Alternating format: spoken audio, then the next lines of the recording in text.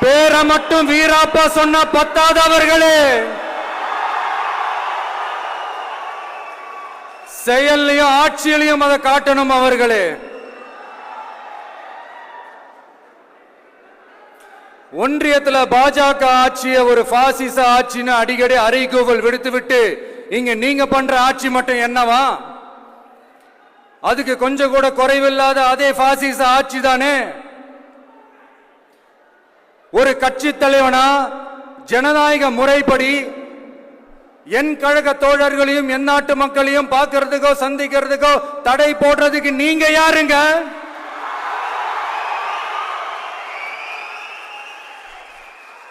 தடையை மீறிய மக்களை பார்க்கணும்னு முடிவு பண்ணிட்டா போயே தீருவேன். சட்டத்தை மதிக்கணும்ன்ற ஒரே காரணத்துக்காக தான் அமைதியா இருக்கிறேன்.